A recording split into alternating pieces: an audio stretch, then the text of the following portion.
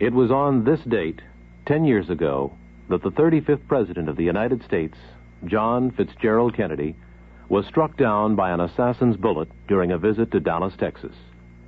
During the next hour, radio will recall the Kennedy years in the White House through his own speeches, as well as review those events that occurred 10 years ago which left this nation and the world stunned.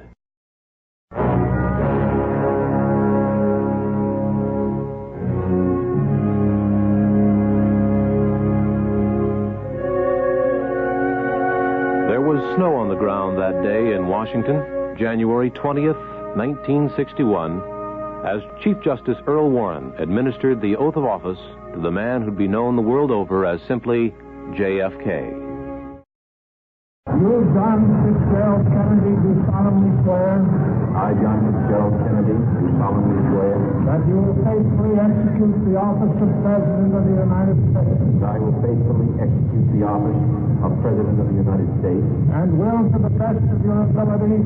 And will, to the best of my ability. Preserve, protect, and defend the Constitution of the United States. Preserve, protect, and defend the Constitution of the United States. So help you God.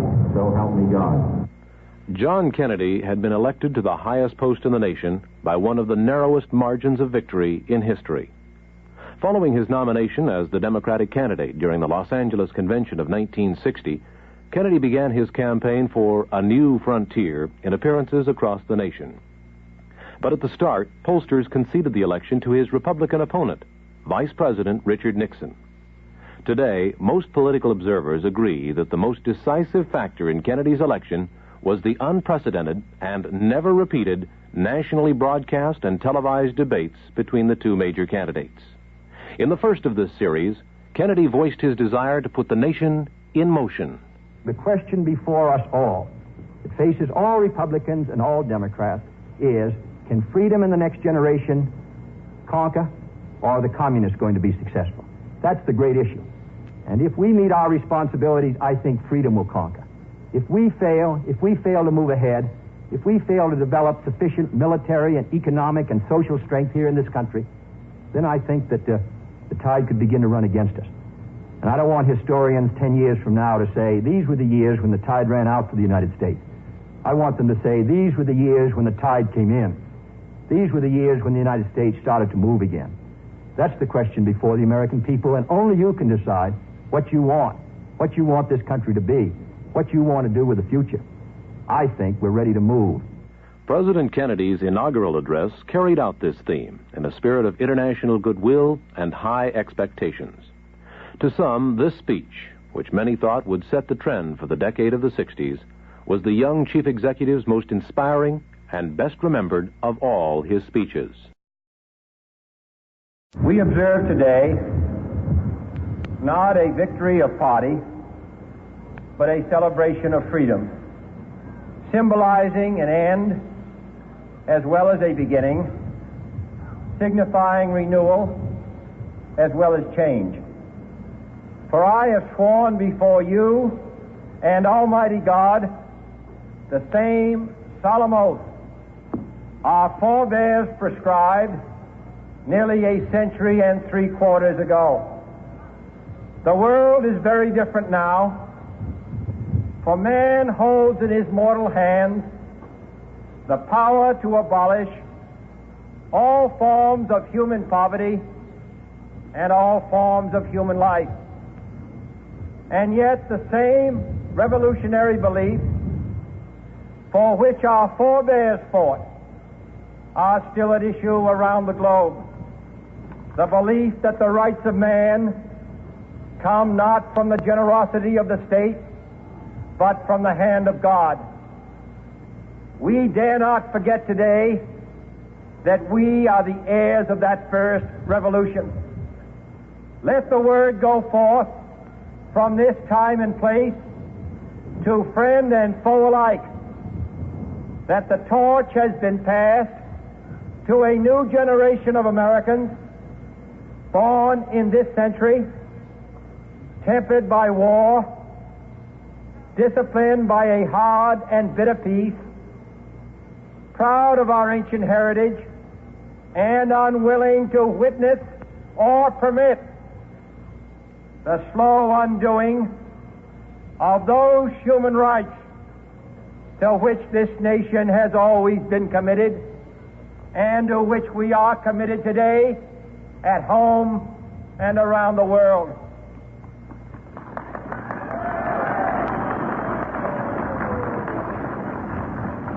Let every nation know, whether it wishes us well or ill, that we shall pay any price, bear any burden, meet any hardship, support any friend, oppose any foe to assure the survival and the success of liberty.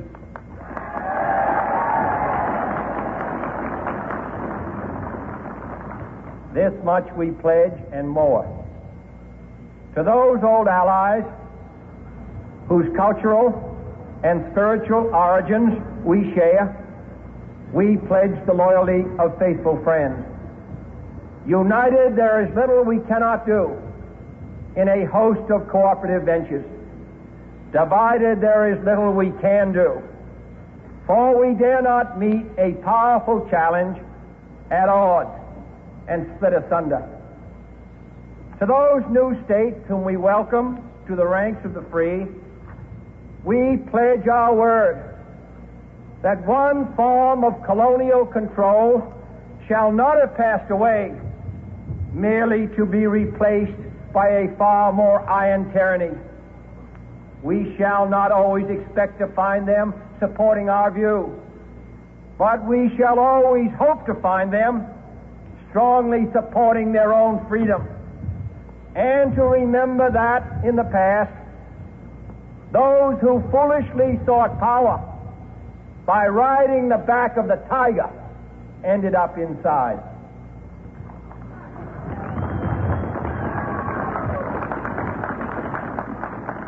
To those people in the huts and villages of half the globe struggling to break the bonds of mass misery, we pledge our best efforts to help them help themselves for whatever period is required, not because the communists may be doing it, not because we seek their votes, but because it is right. If a free society cannot help the many who are poor, it cannot save the few who are rich.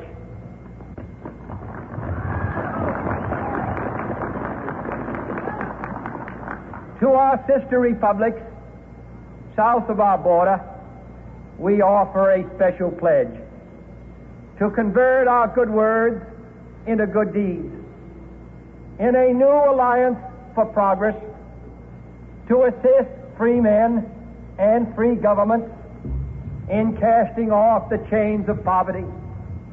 But this peaceful revolution of hope cannot become the prey of hostile powers.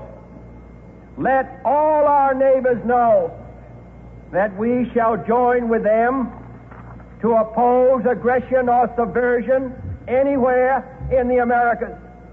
And let every other power know that this hemisphere intends to remain the master of its own house.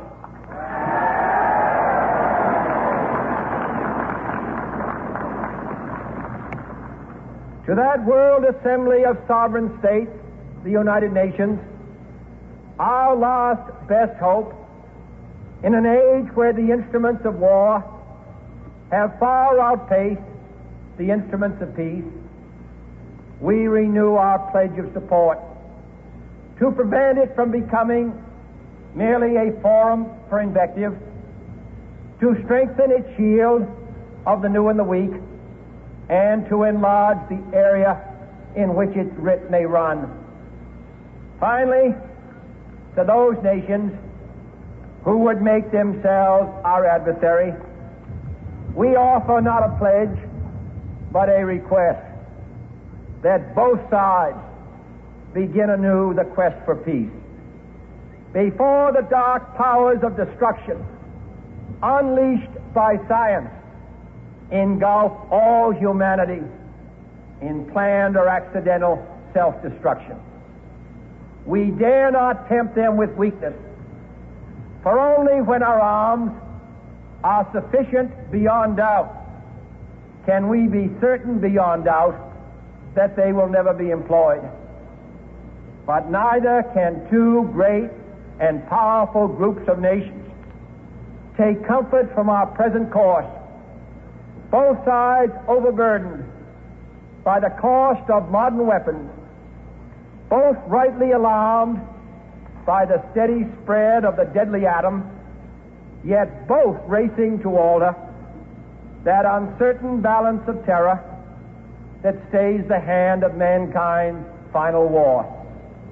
So let us begin anew, remembering on both sides that civility is not a sign of weakness, and sincerity is always subject to proof.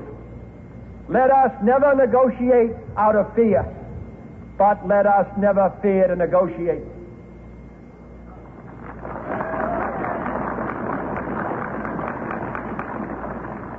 Let both sides explore what problems unite us, instead of belaboring those problems which divide us. Let both sides, for the first time, formulate serious and precise proposals for the inspection and control of arms, and bring the absolute power to destroy other nations under the absolute control of all nations.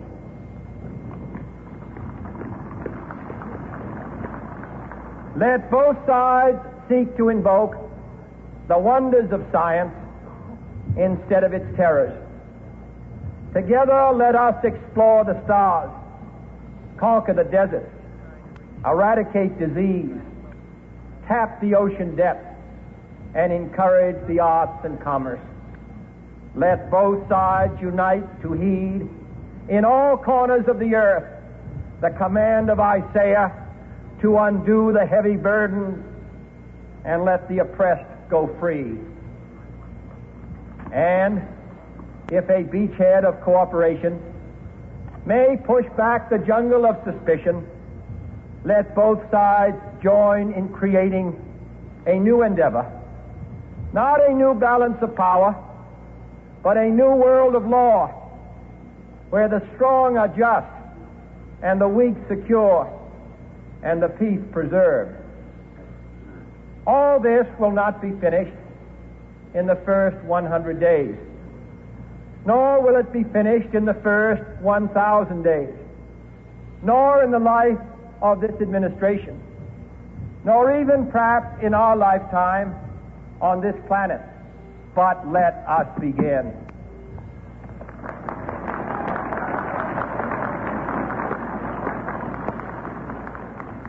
In your hands, my fellow citizens, more than mine, will rest the final success or failure of our course.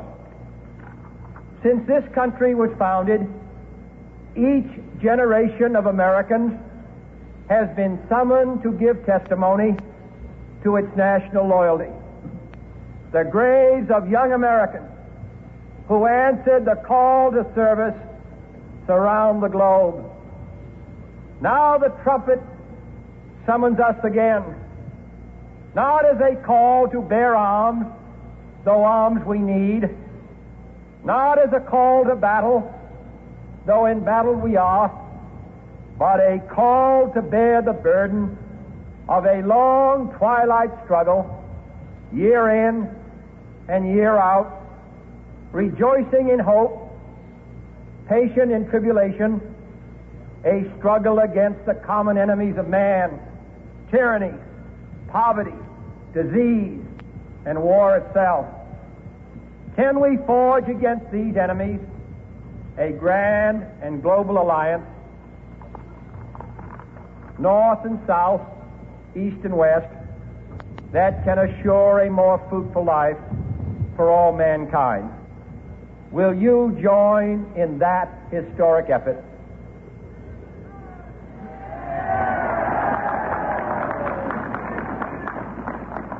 In the long history of the world, only a few generations have been granted the role of defending freedom in its hour of maximum danger. I do not shrink from this responsibility. I welcome it.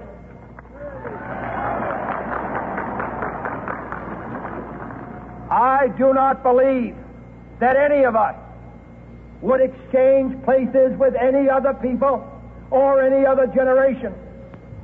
The energy, the faith, the devotion which we bring to this endeavor will light our country and all who serve it.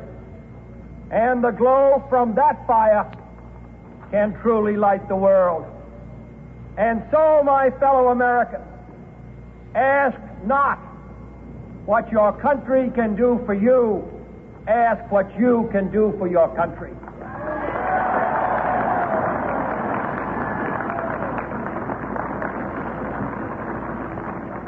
My fellow citizens of the world, ask not what America will do for you, but what together we can do for the freedom of man.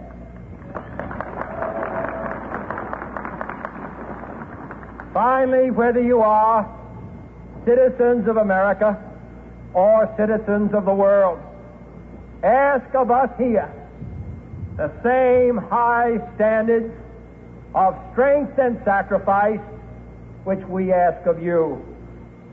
With a good conscience, our only sure reward, with history the final judge of our deeds, let us go forth to lead the land we love, asking His blessing and His help, but knowing that here on earth God's work must truly be our own.